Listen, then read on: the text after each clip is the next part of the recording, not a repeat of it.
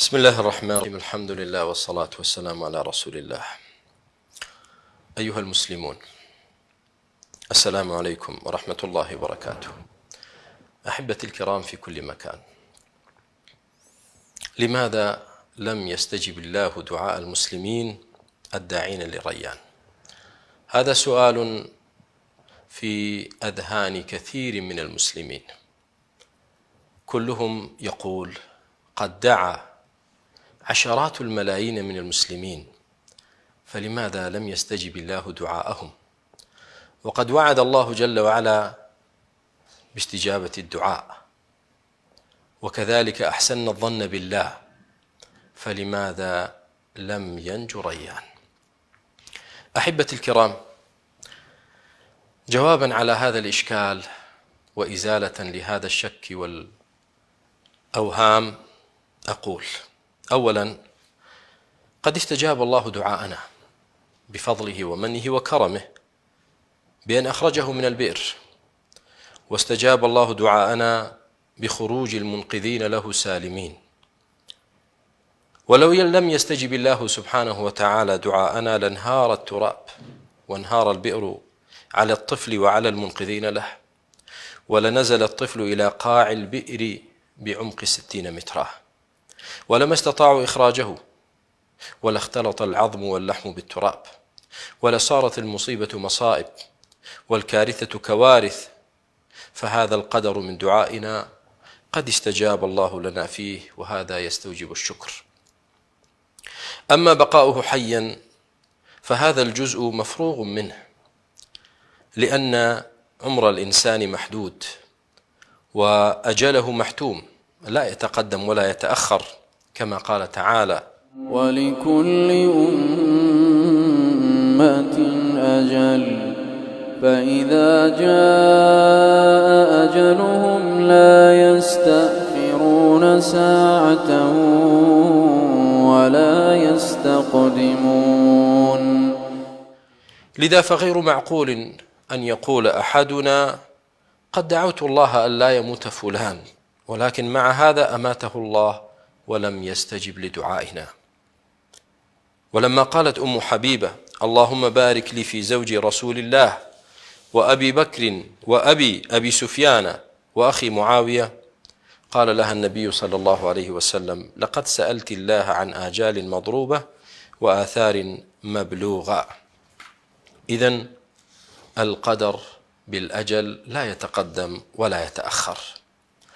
ثالثا، ولم يبقه الله حيا لأنه ربما صار بقاؤه فتنة له أو لوالديه.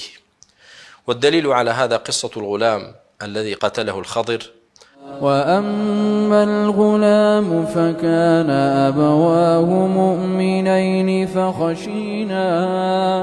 فخشينا أن يرهقهما طغيانا وكفرا. وموته خير له ولوالديه. أما له فلأنه أخرجه الله سبحانه وتعالى من باطن الأرض إلى جنة عرضها السماوات والأرض. وأما خيريته لوالديه لأنه صار حجابا لهما من النار، وصار سببا في دخولهما الجنة إن شاء الله، كما في الحديث: إذا مات ولد العبد قال الله لملائكته: قبضتم ولد عبدي؟ فيقولون: نعم. فيقول: قبضتم ثمرة فؤاده؟ فيقولون: نعم. فيقول: ماذا قال عبدي؟ فيقولون: حمدك واسترجع. فيقول الله: ابنوا لعبدي بيتا في الجنة وسموه بيت الحمد. رابعا، لم يبقه حيا حياة دنيوية مليئة بالنكد والحزن والألم والخوف، لأن الله تعالى اختار له الحياة الأخروية الأبدية المليئة بالسرور والحبور والسعادة والراحة والأمن والطمأنينة. وعسى أن تكرهوا شيئا وهو خير لكم، وعسى أن تحبوا شيئا وهو شر لكم، والله يعلم وأنتم كنتم لا تعلمون. خامسا ولم يبقه حيا، لأنه من يدري لعله لو بقي حيا لبقي مشلولا متألما ناقصا طوال حياته. سادسا ولم يبقه حيا لكي نتيقن بأننا ضعفاء أمام إرادة الله، وأن ما شاء الله كان وما لم يشأ لم يكن. لذا فإن البشرية كلها بتقنياتهم وبخبراتهم لو اجتمعوا على أن ينفعوا شخصا لن ينفعوه إلا بشيء قد كتبه الله له، وقد كتب الله لريان الخروج ولكن لم يكتب له العيش. سابعا وليعلم الجميع أننا بحاجة إلى تطوير الخدمات الإنقاذية لمثل هذه الحالات. ثامنا وليعلم الجميع عظمة الله وقدرته ورحمته ورأفته، فقد أبقاه الله حيا رغم كونه وحيدا في الجب بدون أهل وهواء وبدون طعام وشراب وبدون الرعاية الطبية والحماية الحكومية، ولكن بعدما خرج إلى يد أهله وأحبابه لم يبق حيا رغم الرعاية الطبية والعناية الحكومية.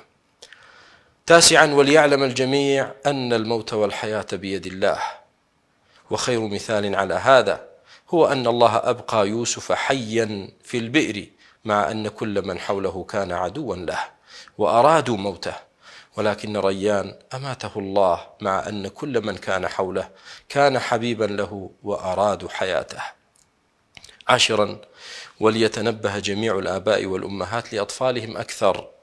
والحادي عشر ليعلم الجميع أن الله تعالى أعلم وأحكم وأرحم بريان منا ومن والديه أيضا، فلو علم الله في بقائه خيرا لأبقاه والله. والدليل على هذا قوله عليه الصلاة والسلام: لله أرحم بعباده من الوالدة بولدها. فأحسنوا الظن بربكم واعلموا أن الله تعالى له الحكمة البالغة، وهو يعلم أننا لا نعلم، فارضوا بما قدر الله وقضى من وفاة ابننا جميعا ريان، فإنا لله وإنا إليه راجعون، ونحن كلنا ملك لله وعبيده، يحيي منا من يشاء ويميت منا من يشاء، وإن العين لتدمع وإن القلب ليحزن، وإنا على فراقك يا ريان لمحزونون، ولكن لا نقول إلا ما يرضي ربنا. وببالغ الحزن والأسى نعزي أسرة الطفل ريان والشعب المغربي الشقيق في وفاة المغفور له، نسأل الله أن يتغمده بواسع رحمته وأن يلهمنا وأهله وذويه الصبر والسلوان. إنا لله وإنا إليه راجعون، والسلام عليكم ورحمة الله وبركاته.